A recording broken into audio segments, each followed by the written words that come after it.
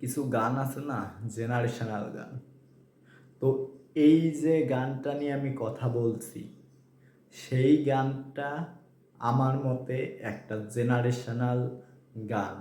Romantic জনরার মধ্যে একটা জেনারেশনাল গান, একটা কাল্ট ক্লাসিক গান হওয়ার পূর্ণ যোগ্যতা রাখে।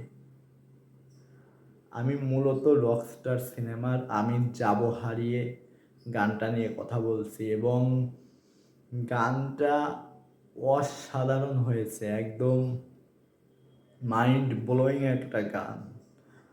এতটা সুন্দর গান রিসেন্ট কিছু বছরে বাংলাদেশের, যদি আমি স্পেসিফিকভাবে বলি, বাংলাদেশের রোমান্টিক জনরায় যেসব গান হয়েছে রিসেন্ট কিছু বছরে, সব কয়টা গানকে বিট করে দেওয়ার মতো ক্ষমতা এই একটা গানের আছে। তো এতটা ভালো লেগেছে আমার এই গানটা। আমি সব কয়েকটা গানের কথা বলছি রিসেন্ট কয়েক বছরের রোমান্টিক জনরার মধ্যে, যে সব কয়টা গানকে বিট করে দেওয়ার ক্ষমতা এই গানের আছে, তাহলে বোঝো যে এই গানটা আমার কেমন লেগেছে। ভাই, অসাধারণ গান।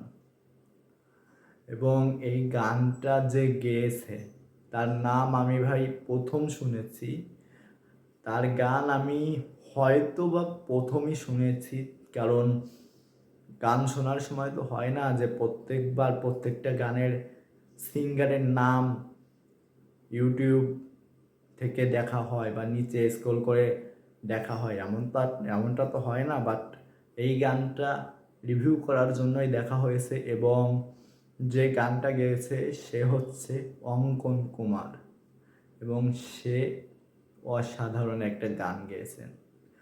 কিছু কিছু গান হয় যেগুলো স্পেসিফিক কিছু মানুষের জন্য তৈরি হয়। এমন অনেক গান আছে যে স্পেসিফিক মানুষ ছাড়া বা এই গায়ক ছাড়া বা এই গায়িকা ছাড়া কিছু কিছু গান অন্য কারো গলায় ভালো লাগে না।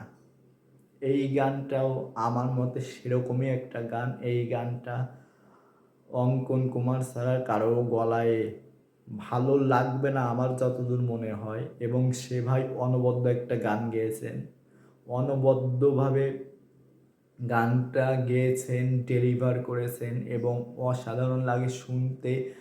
খুবই চমৎকারভাবে গানটা সে গেয়েছেন, এবং বলা ভালো যে মনে যত মাধুর্য আছে, যত কিছু দিয়ে পারুক, যা দিয়ে পারুক, সে সমস্তটা দিয়ে এই গানটা গেয়েছেন, এবং সে ডেলিভার করেছে এই গানে।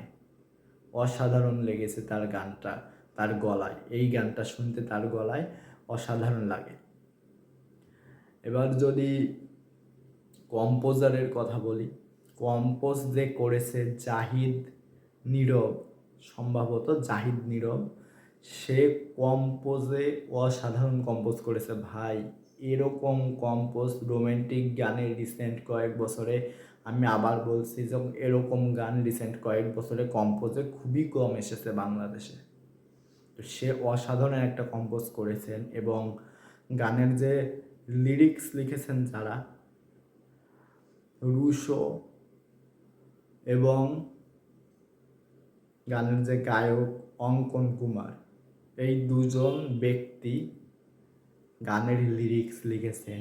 এবং গানের লিরিক্স কি বলবো ভাই, অসাধারণ লিরিক্স হয়েছে। তারা দুজন অসাধারণভাবে লিখেছেন, এবং তুমি গানটা শুনলেই বুঝতে পারবে আমি কেন বলছি এই লিরিক্সের কথা। অসাধারণভাবে তারা গানটা লিখেছেন। তো আশা করব যারা গানটা শোনোনি তারা গিয়ে শুনবে, এবং যারা শুনেছো তাদের কেমন লেগেছে বলতে পারো। খুবই ভালো লেগেছে। এবং যাদের কথা বলতে হবে, যে গানের মূল চরিত্র দুজন, সাবিলা নূর এবং শাকিব খান, এখানে দুজনকেই খুবই মিষ্টি লাগছে, খুবই সুন্দর লাগছে একসঙ্গে। তাদের দেখে তোমার মনে কি বলবো, মনে একটা ফিল আসবে যে এখানে আমি থাকলে কেমন হতো, এরকম একটা ব্যাপার আছে তাদের মধ্যে। এবং তোমার দেখে সেরকম মনে হবে, অন্তত আমার তো এরকম মনে হয়েছে।